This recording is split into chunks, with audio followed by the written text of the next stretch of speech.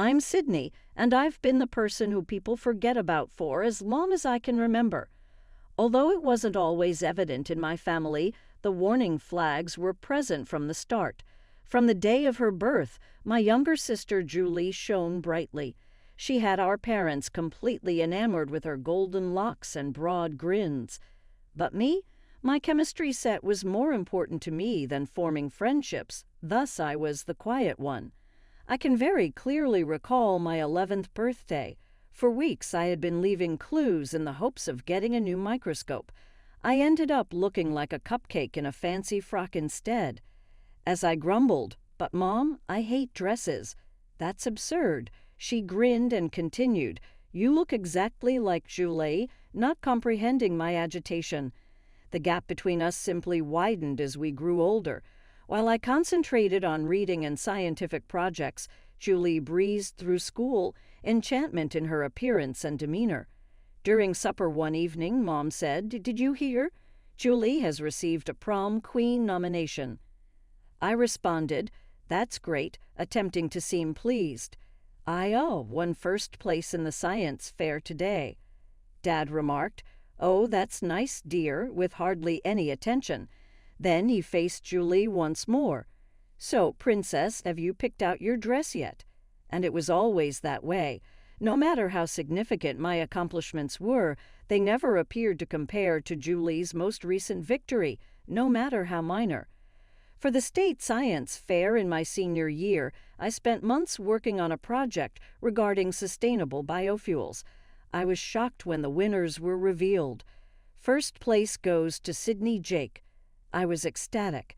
At last I believed that my parents couldn't possibly overlook this. Mom remarked, "That's great, honey," when I informed her. "We are unable to attend the award ceremony," she continued. "Today is Julie's dancing performance, and you are aware of how significant it is to her." My moment of greatness was suddenly forgotten. As my award lay on a shelf collecting dust, I observed them fussing over Julie's cosmetics and outfit. Although I was finding it difficult to accept, I was growing accustomed to it. I was so excited to receive admission letters to prestigious universities that I could not contain my joy. It exceeded my expectations. "Mom, Dad," I got in. I waved a note as I dashed into the living room. A full scholarship and everything. Mom lifted her magazine to glance up. "It's pleasant, my love. Didn't you mention you needed assistance choosing a prom dress, Julie?" My moment of greatness was suddenly disregarded once more. "But it's a full scholarship," I said, this time speaking more quietly. Dad gave me a thoughtless shoulder pat. "Well done, child. Princess Julie, let's go shopping. You can't simply wear anything to prom, can you?" With my admission letter crumpled in my fingers, I watched as they all crammed into the car. Even though I was accustomed to this sensation, it still ached. I packed my things and headed off to college with great expectations, despite the fact that my family didn't give a damn. I was able to be myself for the first time, free from Julie's shadow. College was a new beginning. All of a sudden, my passion for science was valued and even revered rather than strange or dull. Determining to take use of this chance, I immersed myself into my studies. Meanwhile, Julie followed the path our parents had always imagined for her. She went to a local community college, more interested in parties than classes. "College is so hard," she whined during one of our rare phone calls. "I don't know how you do it, Sty."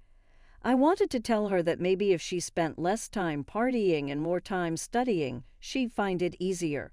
But instead, I just gave her some vague encouragement and changed the subject. Then, in my second year, Julie dropped a big surprise. "I'm engaged," she squealed over the phone. "Paul proposed last night. Isn't it romantic?" Paul, her high school boyfriend. The same guy who once asked me if science was, like, really hard and stuff. "That's great, Julie," I said, forcing some excitement into my voice. "Have you set a date?" "We're thinking right after graduation," she gushed. "Oh, Sydney, it's going to be perfect. You'll be my maid of honor, won't you?" The wedding was exactly what you'd expect. Julie looked stunning. Paul looked uncomfortable in his tux, and I stood there in a frilly pink dress, smiling for the pictures. "Isn't this perfect?" Mom whispered to me during the reception. "This is what every mother dreams of for her daughter."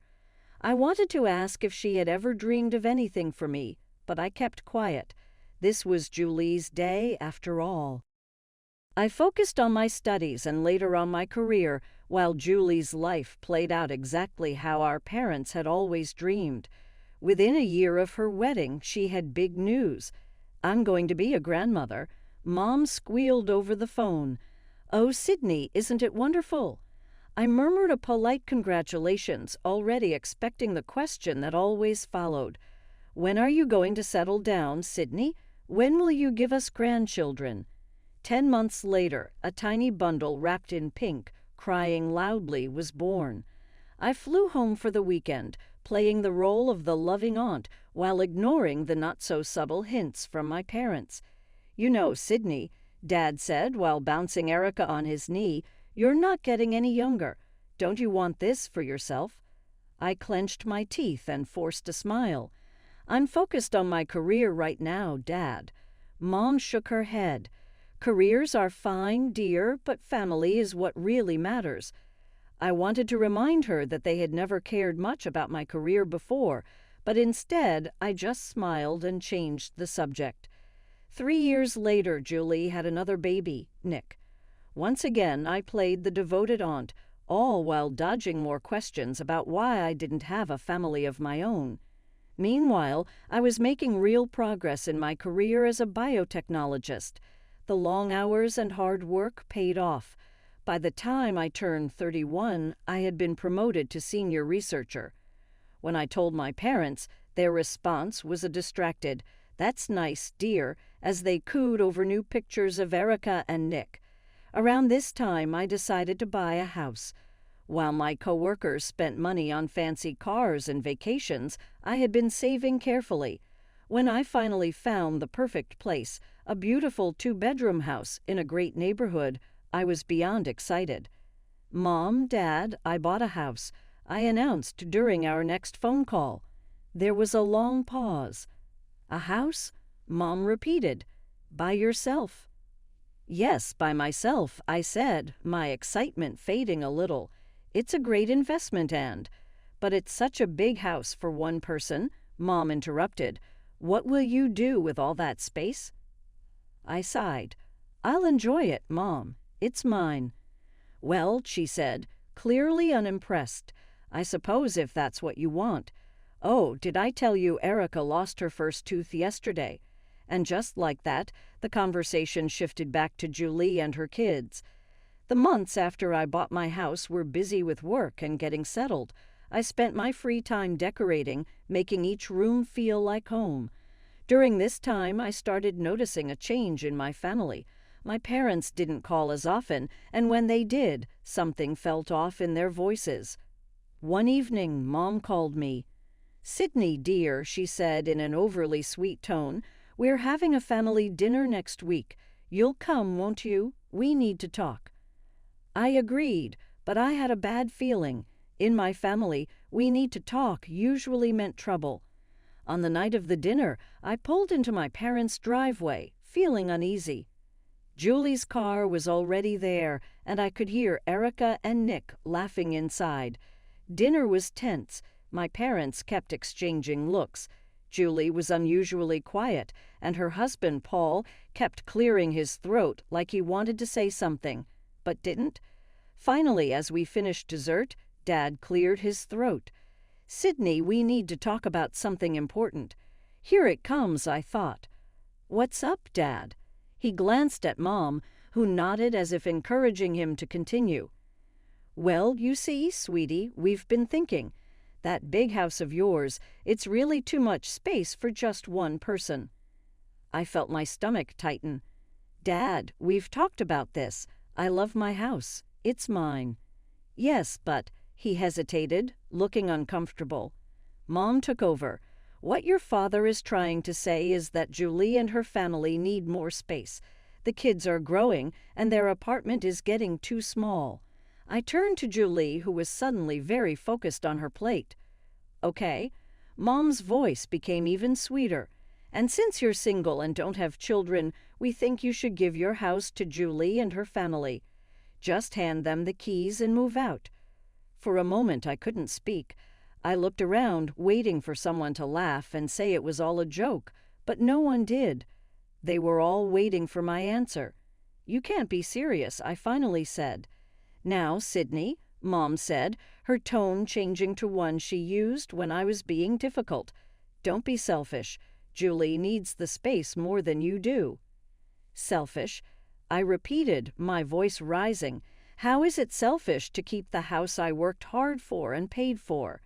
"It's your duty as a sister to help in times of need," Dad added. I turned to Julie, who was still avoiding my eyes. "And what do you have to say about this?"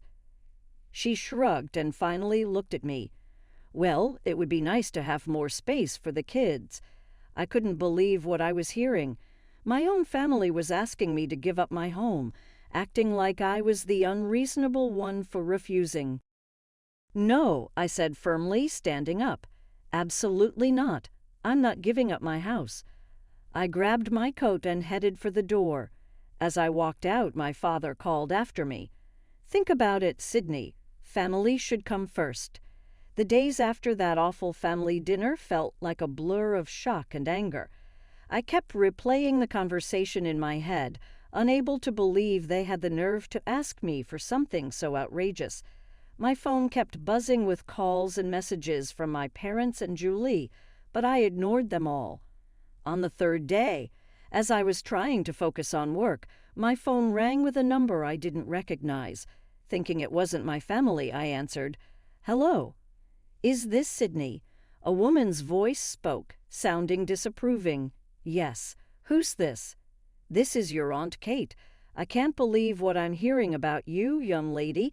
Your poor sister needs a home for her children, and you are living all alone in that big house. Shame on you." I felt my blood pressure rise. "Aunt Kate? That's not." "In my day," she continued, cutting me off, "family helped family. We didn't hoard our resources like selfish misers." "I'm not hoarding anything," I snapped. "It's my house. I bought it with my money." "Well," she huffed, "if you're not going to use all that space, you should at least think about donating your eggs. It's not like you need them anyway." I almost dropped the phone. "Excuse me." "You heard me," she said matter-of-factly. "You're not getting any younger, you know. Tick-tock." I hung up without another word, my hands shaking with anger. How dare she? How dare any of them? But it didn't stop there. Over the next few days, my phone was flooded with calls and messages from relatives I hadn't spoken to in years. Each one had something to say about my house or my life choices. My great-aunt Anna left a voicemail. "Sydney, dear, it's your great-aunt Anna. I just wanted to say it's not too late to find a nice man and settle down. Then you'd need that big house." It was never ending. Every time my phone buzzed, it was another guilt trip, another opinion I didn't ask for. I started dreading checking my phone, wincing every time it lit up. To escape, I threw myself into work, staying late at the lab just so I wouldn't have to go home to more messages. Then, one of those late nights, I got sick. Nothing serious, just a bad cold, but bad enough that my boss insisted I take a few days off to rest. So there I was, curled up on my couch with a box of tissues, feeling miserable both physically and emotionally. My phone had finally been quiet for a few hours, and I was just starting to relax. Then I heard it. A noise at my front door. It sounded like someone was messing with the lock. My heart started racing. Was someone trying to break in? I got up as quietly as I could and crept toward the door. Peeking through the window, I saw figures on my porch, familiar figures. I yanked the door open, making the people outside jump in surprise. "What the hell are you doing?" Standing there, caught red-handed, were my parents and Julie. They looked frozen, like deer in headlights, staring at me as if they had been caught doing something they knew was wrong. Mom was the first to recover. "Sydney, dear, we were just worried about you. You haven't been answering your phone. So you decided to break into my house? I couldn't believe what I was hearing. Dad at least had the sense to look embarrassed. We didn't think you'd be home. We thought you'd be at work. And that makes it okay? I was practically shouting now. What were you planning to do? Move Julie in while I was gone? Julie, who had been quiet until now, finally spoke. Sydney, you're being dramatic. We were just going to wait for you to come home. Then, for the first time, I noticed the car parked behind them. It was loaded with boxes and furniture. My blood ran cold. You were going to move in, I said, my voice flat. You were actually going to move into my house without my permission. Mom sighed, her voice turning into that patronizing tone I had heard all my life. Sydney, we've talked about this. Julie needs the space more than you do. We thought if we just took the initiative. You thought wrong, I cut her off. This is my house, mine. I bought it with my own money, money I earned through hard work. You have no right to it. Out of the corner of my eye, I saw movement. My neighbors, the Jakes, were peering through their window, clearly concerned. Mr. Jake caught my eye and held up his phone, mouthing police. I nodded. Turning back to my family, I said, I've called the police. You need to leave. Now. Dad scoffed. You wouldn't. Your own family. As if on cue, the sound of sirens filled the air. My family's faces turned pale. The police car pulled up, and 3 officers stepped out. One of them looked at the scene with suspicion. Is there a problem here? He asked. I took a deep breath. Yes, officer. These people were trying to break into my house. Mom gasped. Sydney, how could you? The officers turned to my family. Is this true? Dad started stammering, trying to explain, but the officer raised a hand to stop him. Sir, trying to enter someone's home without permission is a serious offense. I'm going to have to ask you all to leave immediately. I stood in the doorway, shaking, as the officers escorted them off my property. As they walked away, Julie turned and called over her shoulder. You'll regret this, Sydney. You'll end up old and alone. I slammed the door shut and slid down onto the floor, leaning against it. Tears spilled down my face, a mix of anger, hurt, and relief. Then everything went silent. No more phone calls, no more guilt-tripping messages. It was like I had been completely cut off from the family. A part of me felt relieved, but another part ached. As broken as it was, they were still my family. Then, out of nowhere, I got a message.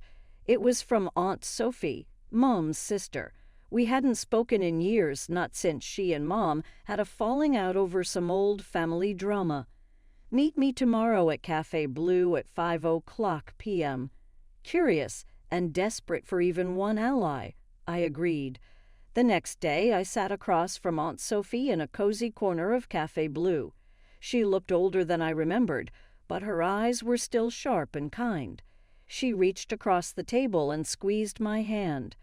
Sydney, I'm so sorry for everything. You've been through, she said. Your mother called me, trying to get me on her side. But there's more to this story than you know. That's why I wanted to meet you. I leaned in, my curiosity growing. What do you mean? Aunt Sophie sighed.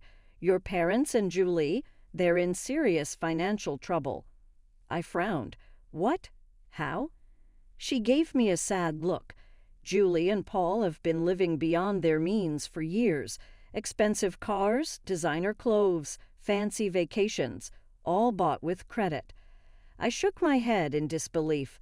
But why? How did it get this bad? It's worse than that, Aunt Sophie continued. Paul has a gambling problem. A serious one.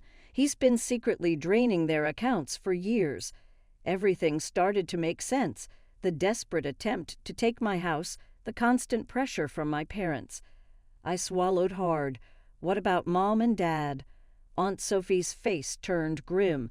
They lost a huge amount of money in a pyramid scheme a few years ago. They've been struggling ever since. Their plan was to move in with Julie and Paul as soon as they got your house. I sat back, shocked. "How do you know all this?" Aunt Sophie sighed. "I work at the bank where they all have accounts," she explained. "I noticed some strange activity and started looking into it. When I confronted your mother about it, she cut me out of the family." My head was spinning. All this time, while I had been working hard and saving, my family had been digging themselves into a hole, and when things got bad, they tried to drag me down with them. "Sydney," Aunt Sophie said gently, "I know this is a lot to take in, but I think it's time we do something about this. If you're willing, I have an idea." Armed with everything Aunt Sophie had told me, we decided to dig deeper. We hired a private investigator, a tough, no-nonsense woman named Chris. She came highly recommended. For weeks, we waited anxiously as Chris did her work. Finally, she called us in for a meeting. What she revealed left us speechless. The shocking truth: Paul, Julie's husband, had been living a double life. He was having an affair with none other than my cousin, Michelle, Uncle Jacob's daughter. "He's been secretly sending her money for months," Chris explained, laying out bank statements and hotel receipts. "Expensive gifts, weekend getaways, you name it." I felt sick. "But where did he get the money?" I asked, though deep down I already knew the answer. Chris's face turned serious. "From his gambling wins and from your parents." Aunt Sophie and I exchanged stunned glances. The betrayal ran deeper than we ever imagined. We decided to hold a family gathering at my house. The irony wasn't lost on me. The same house they had tried to steal from me would now be the place where everything fell apart. On the day of the gathering, I watched as my family arrived, their faces full of curiosity and smugness. They probably thought I had finally given in to their demands. Once everyone was seated, I stood up. My heart was pounding, but I was ready. "I called you all here today because there are some things you need to know," I began. Then I laid everything out: the financial troubles, the gambling addiction, the affair. With each revelation, I watched their faces drain of color. Julie jumped up, tears running down her face. "It's not true." She screamed before collapsing into sobs. "Paul, tell them it's not true." But Paul was already halfway to the door. Uncle Jacob, his face twisted in anger, grabbed him by the collar. "You son of a," he growled. "That's my daughter you've been messing around with." Not because of what they had done, but because their financial collapse was now public knowledge, my parents sat stunned. The same family who had been so critical of me abruptly altered their minds. In a whisper, Aunt Kate said, "We had no idea." Somebody else muttered, "Sydney, we're so sorry." For the first time in a long time, I felt free as the anarchy erupted all around me. I was oddly at ease. At last, the truth was known. The machinations and falsehoods had all been revealed. Our family was severely appended in the weeks that followed. Julie filed for divorce because she couldn't forgive Paul for adultery. She and the children moved back in with our parents since they had nowhere else to go, but that arrangement didn't last long. They had to relocate into a tiny leased apartment after the bank foreclosed on their home, which was smaller than my living room and housed 6 people. From a distance, I observed everything as it happened. I had to make the painful choice to sever my familial ties after many restless nights and much introspection. One afternoon, Aunt Sophie informed me over coffee, "You're doing the right thing, Sydney. It's not easy, but it's necessary for your mental health and happiness." My rock had been Aunt Sophie. When my own family failed me, I turned to hers. The highlight of my new existence was our weekly coffee sessions. I eventually found a new rhythm as the weeks stretched into months. I had more time to devote to myself without the incessant drama and expectations of my family. However, that led to the unexpected discovery that I felt lonely. "You know," Aunt Sophie once said, "there's a whole world out there aside from work and home. How about giving something new a try?" I joined a local rock climbing group at her advice. When I put on the harness for the first time, I experienced an exhilaration I hadn't experienced in years, even though it was well outside of my comfort zone. It was there that I met Mark. With his powerful hands deftly controlling the rope, he was assisting another climber. My heart skipped a beat when he turned and smiled warmly at me. "First time," he said, observing my apprehensive fiddling with the equipment. "Isn't that obvious?" I chuckled. Aunt Sophie was my strongest ally through it all. She turned into the mother figure I had always wanted but never experienced. She sat me down one day with tears in her eyes. Softly, "Sydney," she murmured, "I have something I would like you to know. I have a new will. I'm going to let you handle everything." With tears running down my cheeks, I gave her a hug. How drastically my life had altered was beyond my comprehension. Although it hadn't been simple, the journey had brought me to my destiny. I was at last prepared to face whatever was ahead thanks to Aunt Sophie's love, Mark's encouragement, and a fortitude I never realized I possessed.